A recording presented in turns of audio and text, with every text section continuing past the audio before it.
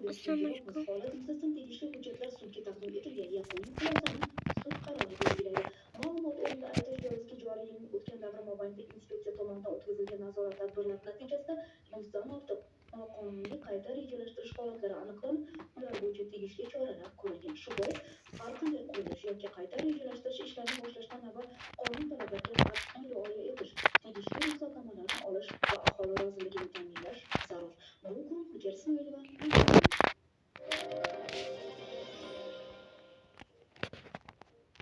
Mamlakatimizda yashirin iqtisodiyotni qisqartirish hamda naqdsiz hisob-kitoblarni kengaytirish yo'lida muhim qadamlar tashlanmoqda.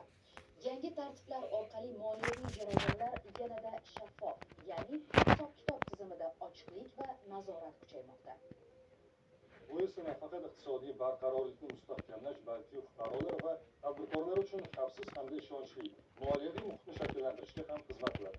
Mazkur yo'nalishdagi o'zgarishlar va ularning amaliy ahamiyati haqida hozirgi lavhamizda so'z boradi.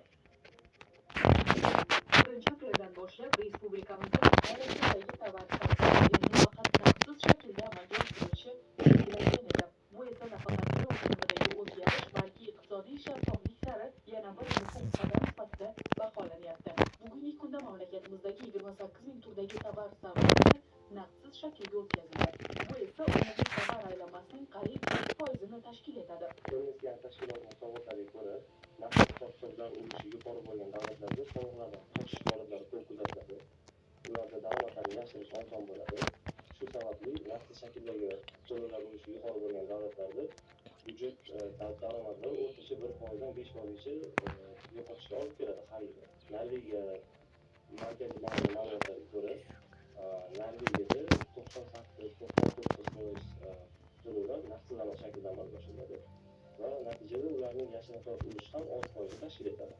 Yangi tartibga ko'ra, endilikda bunday bitimlarda to'lovlar faqat bank kartalari yoki elektron to'lov tizimlari orqali amalga oshiriladi. Bu esa yashirin iqtisodiyot ulushini kamaytirish va moliyaviy operatsiyalarni yanada shaffof qilishga xizmat qilishi aytilmoqda. Bugungi kunda naqd hisob-kitoblar ulushi umumiy darajada 57% bu naqd to'lashdan amalga oshirilmoqda va 43% naqdsiz to'lashdan amalga oshirilmoqda. Savdo va xizmatlar sohasida esa bu ko'rsatkich sal yuqoriroq, ya'ni 48% naqd to'lashdan amalga oshirilmoqda va 52% naqd to'lashdan amalga oshirilmoqda. Yashirin iqtisodiyotni qisqartirish va naqdsiz hisob-kitoblarni ommalashtirish mamlakat iqtisodiyotini shaffof, xavfsiz va barqaror qilishga xizmat qiladi. Eng muhimi, fuqarolar hamda tadbirkorlar uchun ishonchli moliyaviy muhitni shakllantirishi ta'kidlanmoqda. Bu Mahlijon Samarqandov va Baxtiyor Jalilov, Toshkent.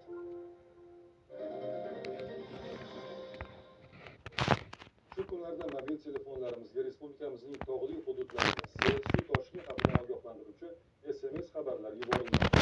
Ana shu manzillarda esa suv toshqinlari ham kuzatilib ulgurdi. Qoraqalpog'iston Respublikasining Sulton Uvays ziyoratgohi hamda Beruniy tumanida kuchli sel kuzatilib, hodisa yo'llarga zarar yetkazgani aytilmoqda. Hududda hozir vaziyat qanday? Muxbirimiz mas'ullarga yuzlandi. Barchamizga ma'lum, bahor fasli yog'ingarchilikka boy fasllardan biri. Lekin yomg'irning ko'payib ketishi yoki kuchli yog'ishi tabiiy ofatlarni keltirib chiqarishi mumkin. So'nggi kunlarda ijtimoiy tarmoqlarda tarqalgan videolarda Sulton Uvays ziyoratgohi atrofini suv bosgani aks etgani aytilmoqda. Ayrim tasvirlarda esa Beruniy hududida sel oqibatida yo'llar yuvilib ketgani ko'rinadi. Mutaxassislarning ta'kidlashicha, bunday holatlar odatda kuchli yog'ingarchilik va tabiiy sel oqimlari natijasida yuzaga keladi. Rasmiy ma'lumotlarga ko'ra, hududda yuzaga kelgan holat yuzasidan tezkor tadbirlar ko'rilgan. Qoraqalpog'iston Respublikasi hududida kuzatilgan kuchli yog'ingarchilik Beruniy tumanidan o'tuvchi A380 xalqaro avtomobil yo'li hamda Sulton Uvays Qorayniy ziyoratgohida tabiiy ofat, ya'ni sel kelishi natijasida bir qancha tuzilmaga ziyon yetkazdi. Ya'ni Sulton Uvays Qorayniy ziyoratgohidagi elektr ustunlarining qulashi, elektr simlarining uzilishi, shuningdek sel oqibatida, ya'ni mana shunday tuproqqa to'lib qolishi natijasida mana shunday bir qancha ofatlar keltirib chiqardi hamda avtomobil yo'lida esa yo'l buzilishiga sabab bo'ldi. Aynan mana shu talafot bo'lgan kunning o'zida soha vakillari tomonidan joyiga chiqqan holatda muammolar o'rganildi. Elektr simlari qayta tartibga chiqildi. Avtomobil yo'lida esa harakatlanish to'liq ta'minlandi. Eng muhimi, bu kabi holatlarda tezkorlik va muvofiqlashtirilgan ishlar muammoni qisqa fursatda hal etish mumkinligini yana bir bor ko'rsatadi. Muhim va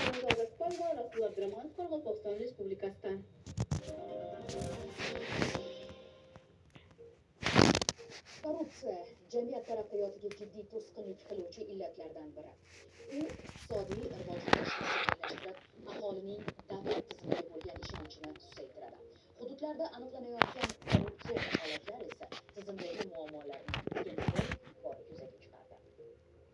Ayniqsa lavozimidan foydalanib, qo'sh tirnoq ichida kimningdir mushkulini oson qilib berishni va'da qilayotgan mansabdorlar bu kabi holatlar sonining ortishiga afsuski hissa qo'shmoqda. Respublikamiz hududlarida fosh etilgan korrupsion holatlar va ularning tafsilotlari bilan tanishtiramiz. Korrupsiya jamiyat taraqqiyotiga jiddiy to'sqinlik qilib, davlat boshqaruv tizimiga nisbatan ishonchni pasaytiradi va iqtisodiy rivojlanishga salbiy ta'sir ko'rsatadi. Shu bois mamlakatimizda ushbu xavfga qarshi kurashishga alohida e'tibor qaratilib, bu borada qat'iy chora-tadbirlar amalga oshirilmoqda.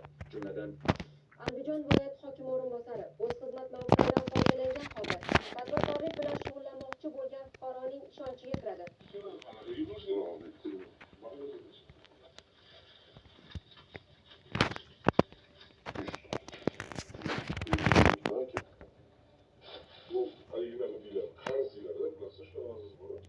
Men sizga buyurdim aka, xudo xohlasa.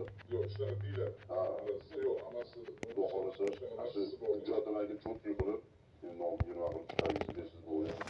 Xususan, u Bobur shahri hududidagi davlat zaxirasida bo'lgan 20 sotiq yer maydonini vakolatli mansabdor tanishlari orqali auksionga qo'ydirib, so'ngra yutib berish hamda mazkur fuqaro nomiga rasmiylashtirib, kelgusida bu joyda qurilish ishlari amalga oshirishi uchun ruxsatnoma olib berish evaziga 50 ming AQSh dollari talab qiladi. Davlat xavfsizlik xizmati xodimlari tomonidan o'tkazilgan tezkor tadbirda viloyat hokimi o'rinbosari so'ralgan pul mablag'ini o'zining yashash xonadonida olgan vaqtida ashyoviy dalillar bilan ushlandi. Namangan viloyatida qayd etilgan holatda esa Namangan tumani qurilish va uy-joy kommunal xo'jaligi bo'limi bosh arxitektori mahalliy oilaviy korxona rahbari tomonidan o'z yashash xonadonining bir qismida qurilgan avtomobillar yuvish shoxobchasining loyiha hujjatlarini rasmiylashtirib berish hamda uni tasarruf etish bo'yicha qo'yilgan taqiqni bekor qilib berish evaziga 1500 AQSh dollari talab qiladi. shuningdek joriy yilning 1-aprel kuni u 500 AQSh dollarini olib, qolgan qismini tezlashtirib berishini so'raydi. Davlat xavfsizlik xizmati va bosh prokuratura huzuridagi departament xodimlari hamkorligida o'tkazilgan tezkor tadbirda mansabdor shaxs 1000 AQSh dollarini ta'magirlik yo'li bilan o'z xizmat xonasida olgan vaqtida ushlandi. Ta'kidlash lozimki, oilaviy korxona rahbari avtomobillar yuvish shoxobchasining loyiha hujjatlarisiz qurganligi yuzasidan 2025 yilning dekabr oyida bosh arxitektor tomonidan tuzilgan dalolatnoma asosida sud tayinlagan 3 million 200 ming so'm miqdoridagi jarimani to'lagan. Lekin shunga qaramay bosh arxitektor unga qonuniy yechim ko'rsatmay, aksincha korrupsion harakatlarni amalga oshirgan.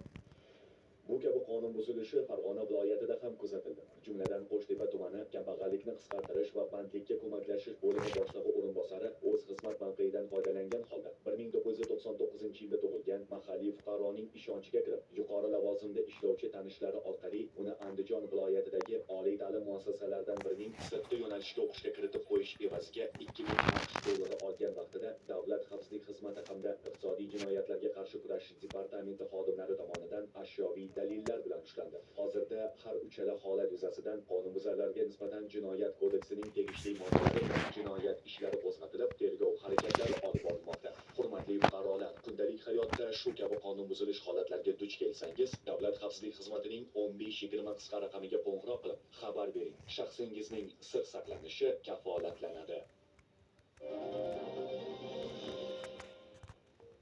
Germaniyada bo'lib o'tgan Grenke Chess Open turnirida ishtirok etgan 3,5 nafardan shaxmatchilar orasida 17 yoshli hamyurtimiz Muhammad Zohid Suyarov bironta ham mag'lubiyatsiz 8 imkoniyatdan 9ta imkoniyatdan 8 ochko jamg'argan holda turnirning A seksiyasida birinchi o'rinni egalladi va mutlaq g'olib bo'ldi. Ma'lumot o'rnida Grenke Chess Open dunyodagi eng yirik va nufuzli shaxmat festivallaridan biri bo'lib, an'anaviy tarzda Germaniyaning Karlsruhe shahrida o'tkazilishini ta'kidlamoqchimiz. Uning o'ziga xos jihati bir maydonda 50 ta, ya'ni grossmeysterlar va minglab havaskorlar ishtirok etishadi. Anglaganingizdek, dasturimizda sport xabarlari.